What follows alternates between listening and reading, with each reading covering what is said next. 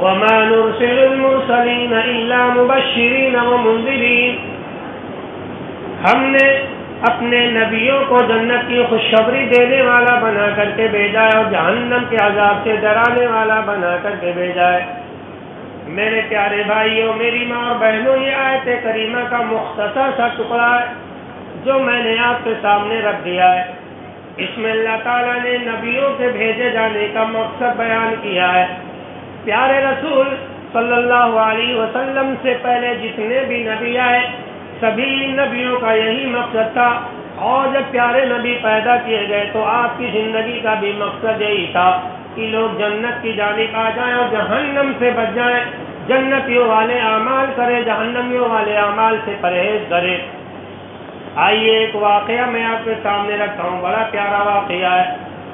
عبداللہ بن مسعود رضی اللہ تعالیٰ عنہ بیان فرماتے ہیں، اصحاب نبی اور اللہ کے رسول ایک جگہ پر پڑاؤ ڈالتے ہیں، آرام کرنے لگتے ہیں، اتنے میں ایک چڑیا آتی ہے اور وہ کہیں پر انڈا دے دیتی ہے۔ اب ایک صحابی جاتے ہیں، اس چڑیے کا انڈا اٹھا لیتے ہیں۔ اب وہ چڑیا ادھر ادھر دوڑ رہی ہے، ادھر ادھر بھاگ رہی ہے۔ وہ چڑیا پیارے نبی صلی اللہ علیہ وسلم کے سروں پر آ کر کے پھڑپڑانے لگتی ہے۔ میرے پیارے بھائیوں، میری ماں اور بہنوں، غور کرنے والی بات یہ ہے کہ جس صحابی نے چڑیے کا انڈا اٹھایا، وہ چڑیا اس صحابی کے سر پر نہیں گئی، وہ چڑیا اس صحابی کے پاس نہیں گئی، بلکہ وہ چڑیا پیارے نبی صلی اللہ علیہ وسلم کے سر پر آ کر کے پھڑپڑانے لگی۔ وہ چڑیا کسی دوسرے صحابی کے پاس نہیں گئی، بلکہ پیارے نبی صلی اللہ علیہ وسلم کے سر مبارک پر آ کر کے پھڑپڑانے لگی۔ میرے پیارے بھائیوں، بڑا اہم نقطہ معلوم ہوا۔ وہ نقطہ یہ ہے کہ جب آپ کے اوپر ظلم ہو رہا ہے تو ظالم سے انصاف کی امید مت رکھیے، بلکہ اس وقت جو انصاف کرنے والے لوگ ہیں ان کے پاس جائیں۔ جس طرح سے چڑیا کا انڈا جب صحابی نے اٹھا لیا تو چڑیا اس صحابی کے پاس نہیں گئی، بلکہ وہ پیارے نبی صلی اللہ علیہ وسلم کے سر مبارک پر آ کر کے پھڑپڑانے لگی۔ میرے پیارے بھائیوں، اللہ رب العزت نے اپنے حبیب کو پورے جہان والوں کے لیے رحمت بنا کر کے بھیجا ہے۔ چرند پرند حیوان جانور بھی اللہ کے رسول کا مقام جانتے ہیں۔ صحابہ کرام بیٹھے ہوئے ہیں، اللہ کے رسول بھی بیٹھے ہوئے، لیکن چڑیا کسی اور کے پاس نہیں گئی۔ گویا کہ اللہ تعالیٰ نے چڑیے سے بتا دیا کہ تمہیں اگر انصاف مل سکتا ہے تو رب العالمین کے پیارے رسول کی عدالت سے مل سکتا ہے۔ اب وہ چڑیا پیارے رسول کے سر مبارک پر آ کر کے پھڑپڑا رہی ہے، چلا رہی ہے، گھوم رہی ہے، اڑ رہی ہے۔ اللہ کے رسول کو اللہ تعالیٰ نے آگاہ کر دیا کہ چڑیا کا انڈا فلاں صحابی نے اٹھایا ہے، کسی صحابی نے چڑیا کا انڈا اٹھا لیا، اس لیے وہ آپ کے سر پر پھڑپڑا رہی ہے۔ میرے پیارے بھائیوں، یہ اللہ کے رسول کی عدالت ہے۔ آدمی تو آدمی ہے، چڑیوں کو بھی وہاں پر انصاف ملا کرتا ہے، جانوروں کو بھی انصاف ملا کرتا ہے۔ میرے بھائیوں، آج ہماری عدالتیں ہیں تو انصاف انہیں ملتا ہے جن کے یہاں بہت زیادہ پیسے ہوں۔ آج ہماری دنیا کی عدالتیں تو اہل ثروت کے لیے ہو گئی ہیں، ہماری عدالتیں مجبوروں کے لیے نہیں رہ گئی ہیں، ہماری عدالتیں ظلم پر ہو کر کے رہ گئی ہیں۔ اس چڑیا کو بھی معلوم ہے کہ اگر مجھے انصاف مل سکتا ہے تو پیارے رسول کی عدالت سے مل سکتا ہے۔ میرے پیارے بھائیوں، وہ چڑیا اللہ کے رسول کے سر مبارک پر پھڑپڑا رہی ہے، چلا رہی ہے، آواز لگا رہی ہے۔ اللہ کے رسول کہنے لگے، اے میرے صحابہ، یہ بتاؤ چڑیا کا انڈا کس نے لیا ہے؟ اے صحابی کہنے لگے، پیارے رسول، میں نے اس چڑیا کا انڈا اٹھایا ہے، میں نے اس چڑیا کا انڈا لیا ہے۔ اللہ کے رسول کہنے لگے، اردد رحمت اللہ، اے میرے دوست، اس چڑیے پر ترس کھاؤ، چڑیے پر رحم کھاؤ اور اس کا انڈا تم واپس کر دو۔ میرے پیارے بھائیوں، دیکھو، شریعت اسلامیہ پرندوں کے ساتھ بھی رحم کی تعلیم دیتی ہے۔ رحمت بنا کر کے پیارے رسول بھیجے گئے اور ہماری پوری شریعت رحمت کی تعلیم دیتی ہے۔ چڑیے کے ساتھ اللہ کے رسول نے کس طرح سے اس نے سلوک کیا، اس کا انڈا جب صحابی نے لے لیا، اللہ کے رسول نے کہا چڑیے پر رحم کرو، یہ آواز لگا رہی ہے، یہ چلا رہی ہے، اس کا انڈا تم واپس کر دو۔ میرے پیارے بھائیوں، شریعت تو جانوروں کے ساتھ، پرندوں کے ساتھ بھی رحم کی تعلیم دیتی ہے، رحم و کرم کا معاملہ کرنے کی تعلیم دیتی ہے۔ آج ہماری شریعت کس طرح سے ہو گئی ہے، آج ہم نے شریعت کو کس طرح سے بنا دیا ہے، ہمارے دلوں میں ایک دانہ رحم کا مادہ نہیں رہ گیا ہے۔ آدمی کا سامان ہم چھین لیتے ہیں، بے ایمانی کر لیتے ہیں، وہ بیچارہ آپ کے دروازے پر آ کر کے رو رہا ہوتا ہے، چلا رہا ہوتا ہے، آپ کی عزتوں کی بھی حفاظت کرتا ہے، لیکن آپ ایک دانہ رحم نہیں کھاتے ہیں۔ آپ نے بے ایمانی کر لیا تو اب آپ اس کے مال کو بے ایمانی کر لیا، آپ نے اس کے جائیداد کو ناجائز قبضہ کر لیا، اب وہ کتنا بھی چیخے، کتنا بھی چلائے، کتنے بھی آنسو بہا دے، آپ اس کے جائیداد کو واپس کرنے کے لیے تیار نہیں ہوتے ہیں۔ میرے بھائی، یہ پیارے رسول صلی اللہ علیہ وسلم کی عدالت ہے، یہاں پر تو پرندوں کو بھی انصاف مل جایا کرتا ہے۔ میرے بھائی، کیا انسانوں کا مقام چڑیوں سے بھی کم ہو گیا ہے؟ انسان کے سامنے انسان آ کر کے رو رہا ہے، آہو بکا کر رہا ہے، ظالم اس کا سامان واپس نہیں کر رہا ہے، اور اس مظلوم انسان کا بھی ساتھ دینے والا محلے میں کوئی نظر نہیں آتا ہے۔ میرے بھائی، پیارے رسول کے سر مبارک پر وہ چڑیا کر کے فڑفڑاتی ہے، چلاتی ہے، روتی ہے، آواز لگاتی ہے۔ اللہ کے رسول نے نظر انداز نہیں کیا، بلکہ اس چڑیا کو انصاف دلایا، اس کا حق واپس دلا دیا، اور صحابی سے کہا کہ جاؤ اس کا انڈا واپس کر کے آ جاؤ، چڑیے کو تکلیف ہو رہی ہے۔ میرے پیارے بھائیوں، ہمارے سامنے مظلوم آتا ہے، آواز لگاتا ہے، آہو بکا کرتا ہے، روتا ہے، صبح آتا ہے، بھائی میرے ساتھ ظلم ہو رہا ہے، میرا ساتھ دے دو، اس سے میرا یہ پیسہ منگوا دو، میری جائیداد اس نے ناجائز قبضہ کر لیا ہے، میرے بھائی میرا ساتھ دے دو۔ ہم مسلمان ہیں، آنکھ بند کر کے سامنے سے گزر جاتے ہیں، اس کا ساتھ نہیں دیتے ہیں۔ میرے پیارے بھائیوں، اللہ رب العالمین نے نبیوں کو اس لیے بھیجا ہے تاکہ دنیا کے اندر عدل و انصاف قائم ہو جائے۔ انسان تو انسان ہے، جانوروں کے بھی اندر بھی انصاف قائم ہو جائے، ہر کسی کو اس کا مقام مل جائے، ہر کسی کو اس کا سامان مل جائے۔ وَمَا نُرْسِلُ الْمُرْسَلِينَ إِلَّا مُبَشِّرِينَ وَمُنذِرِينَ، ہم نے نبیوں کو جنت کی جانب بلانے والا بنا کر کے بھیجا ہے، ہم نے نبیوں کو جہنم سے ڈرانے والا بنا کر کے بھیجا ہے۔ میرے پیارے بھائیوں، میں آپ کے سامنے ایک واقعہ اور رکھتا ہوں۔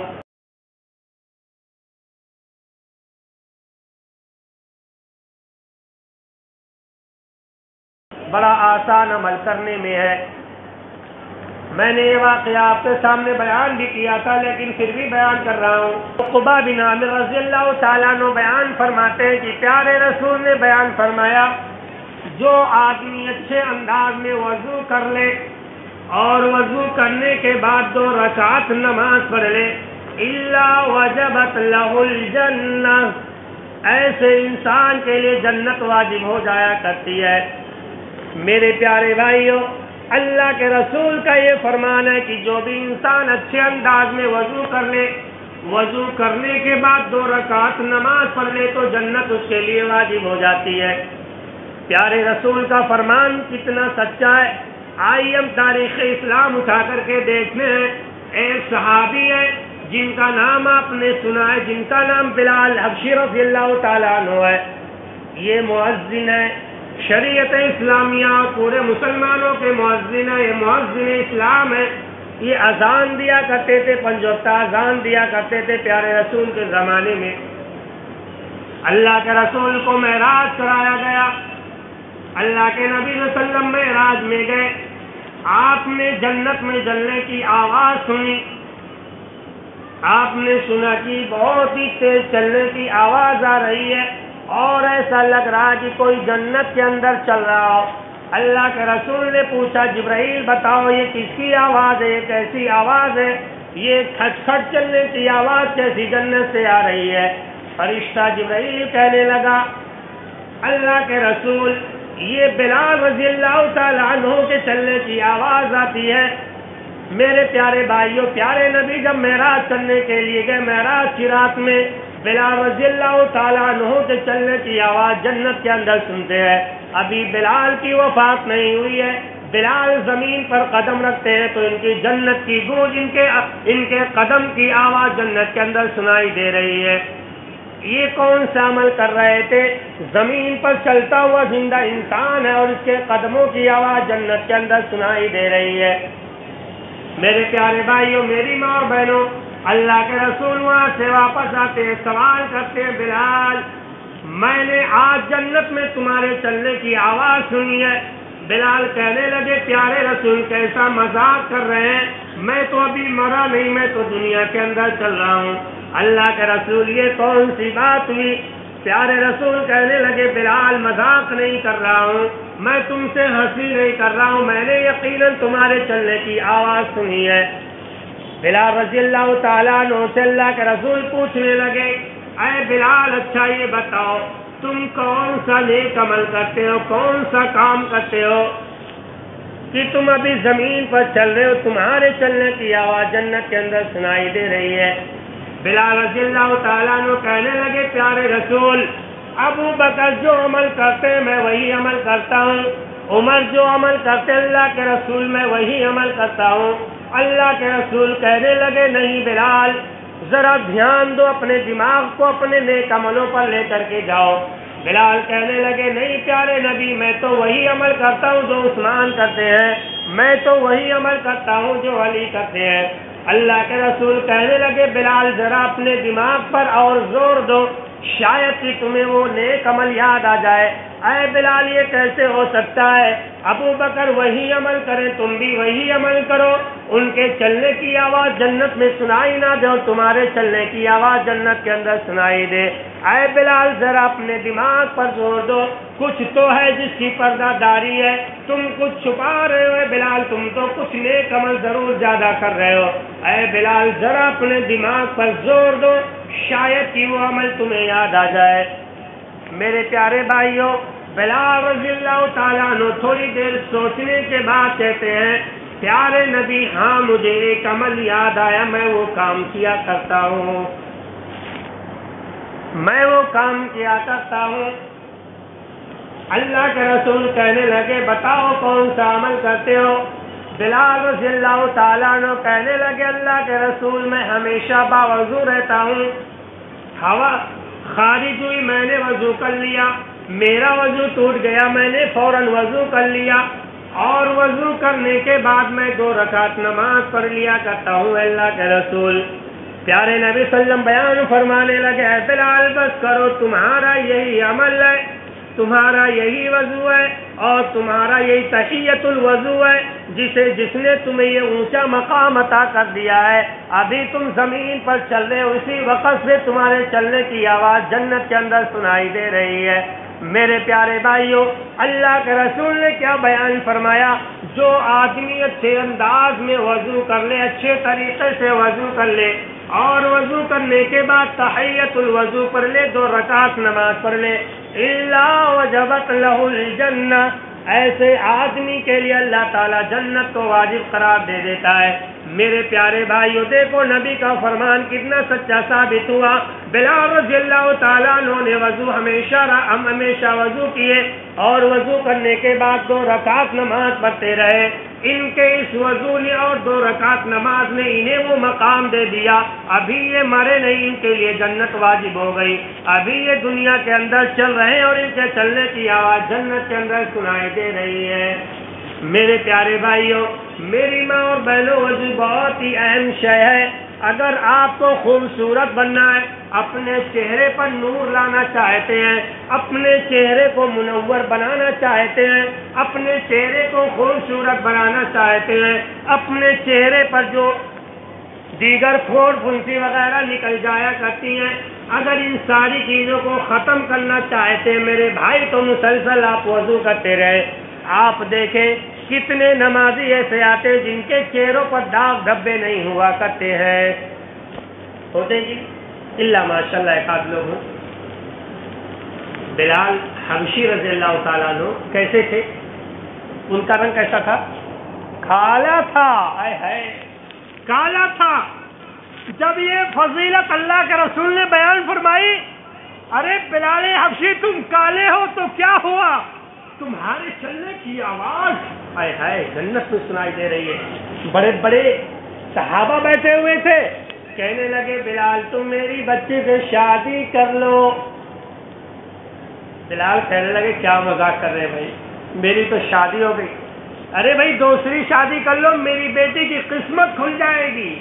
آئے ہائے بلال تم کالے ہو تو کیا ہوا، تمہارے عمل نے تمہیں اچھے اچھے گوروں پر اعلیٰ مقام عطا کر دیا ہے۔ دیکھو زمین پر عثمان، ابو بکر، عمر، سعد بن ابی وقاص، سعد بن معاذ، بڑے بڑے عشرے مبشرہ چل رہے ہیں، لیکن ان کے چلنے کی آواز جنت میں سنائی نہیں دے رہی ہے۔ تمہارے ان کالے چہروں کے وضو کے پانی نے اور تمہارے ان کالے چہرے پر سجدے کے نشان نے تمہیں وہ مقام دے دیا ہے کہ تم زمین پر چلتے ہو تو تمہارے چلنے کی آواز جنت سنائی دیتی ہے۔ ہم ایسے انسان کے عقد میں اپنی بیٹی دینا چاہیں۔ ہم کیسا لڑکا ڈھونڈتے ہیں شادی کے لیے؟ میں نے بتایا میرے پیارے بھائیوں، اللہ رب العالمین نے نبیوں کو بھیجا تاکہ نبی لوگوں کو بتائیں کہ لوگوں یہ عمل کرو، اللہ تعالیٰ تمہیں جنت میں مقام دے دے گا، اور ان حرکتوں سے باز آ جاؤ، اللہ رب العالمین تمہیں جہنم میں ورنہ ڈال دے گا۔ اللہ کے رسول کی پیدائش بھی اسی لیے ہوئی تھی۔ میرے پیارے بھائیوں، میں آپ کے سامنے ایک واقعہ بیان کر کے اپنی بات ختم کرتا ہوں۔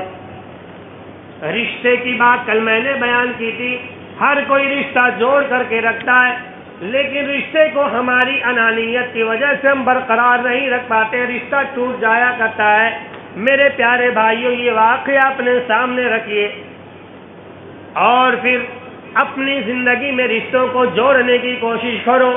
جو رشتے بکھر گئے ان کو آپس میں ملانے کی کوشش کرو۔ میرے بھائیوں، اللہ کے رسول نے بیان فرمایا جب زمین پر کوئی رشتہ ٹوٹتا ہے، مثلا ساس بہو کا رشتہ ٹوٹ گیا یا پھر ماما اور بھانجے کا رشتہ ٹوٹ گیا، انبن ہو گئی، انہوں نے رشتے کو توڑ دیا۔ میرے پیارے بھائیوں، میری ماں اور بہنوں، یہ رشتہ آسمان کی جانب جاتا ہے اور اللہ کے بارگاہ میں حاضر ہوتا ہے۔ جو ماما اور بھانجے کے درمیان رشتہ تھا، جو ساس اور بہو کے درمیان رشتہ تھا، جب یہ رشتہ ٹوٹ گیا تو یہ رشتہ اللہ کے پاس جاتا ہے اور کہتا اللہ، ساس بہوؤں نے مجھے توڑ کر کے الگ کر دیا ہے، ان دونوں نے رشتے کو ختم کر دیا ہے۔ اے اللہ، ماما بھانجے نے اپنے رشتے کو توڑ کر کے ختم کر دیا ہے۔ اے اللہ، انہوں نے مجھے ذلیل کیا ہے، انہوں نے مجھے رسوا کیا ہے۔ اے اللہ، تو نے مجھے ماما بھانجے کے درمیان بھیجا تھا، لیکن اے اللہ انہوں نے مجھے ذلیل کر دیا، مجھے رسوا کر دیا ہے۔ اے اللہ، تو ان سے نپٹ لے، کچھ معاملہ حل کر دے۔ میرے پیارے بھائی، اللہ رب العالمین کہتا ہے رشتہ سن، میری بات غور سے سن۔ اگر ماما نے رشتہ توڑا ہے تو آج سے ماما کے گھر سے میں اپنی رحمت کو اٹھا رہا ہوں۔ اگر بھانجے نے رشتہ توڑا ہے تو میں بھانجے کے گھر سے اپنی رحمت کو اٹھا رہا ہوں۔ آج سے اس کے گھر میں برکت نازل نہیں ہوگی، آج سے اس کے گھر میں میری رحمت نازل نہیں ہوگی، آج سے اس کے مال و دولت میں برکت نہیں ہوگی۔ میرے پیارے بھائیو، یہ رشتہ جسے معمولی سمجھتے ہیں نا، پیارے رسول نے سیدھا بیان فرما دیا، لا يدخل الجنت قاطع، رشتے کو توڑنے والا جنت میں داخل نہیں ہوگا، بھگتنا پڑے گا۔ اور جو لوگ رشتہ توڑ دیتے ہیں، دیکھو کتنے رشتے ہیں جو ٹوٹے پڑے ہیں لیکن وہ خوش نہیں رہ سکتے۔ میرا دعویٰ اور چیلنج ہے، دعویٰ اور چیلنج ہے، سرچ کر کے دیکھ لیجیے۔ اگر ماما نے بھانجے سے رشتہ توڑا ہے، بھانجے نے ماما سے رشتہ توڑا ہے، بیٹے نے ماں سے رشتہ توڑ لیا ہے، اور ماں نے اگر اپنے بیٹے اور بیٹیوں سے رشتہ توڑ لیا ہے، باپ نے اپنی آل و اولاد سے رشتہ توڑ لیا ہے، ساس اور بہو کا اگر رشتہ ٹوٹ گیا ہے، دیکھو جا کر کے شکل دیکھو، خوشی نہیں، برکت نہیں گھروں میں۔ تو ہمیں اور آپ کو اپنے گھروں میں رحمتیں اور برکتیں لانے کے لیے ضروری ہے کہ ہم رشتوں کی قدر کریں۔ اللہ کے رسول نے جو گائیڈ لائن جاری کی ہے زندگی گزارنے کے لیے، ان گائیڈ لائنز کا خیال کرتے ہوئے زندگی گزاریں، تب جا کر کے ہماری زندگی میں سکون آئے گا، اطمینان آئے گا، اللہ کی برکتیں اور رحمتیں اور اس کا فضل نازل ہوگا۔ اللہ رب العالمین سے دعا کرتے ہیں مولا کریم ہم تمام مسلمانوں کو پیارے رسول کی ہدایات پر عمل کی توفیق عطا فرما. اللہ رب العالمین ہماری ساری نیکیاں قبول فرما. آمین.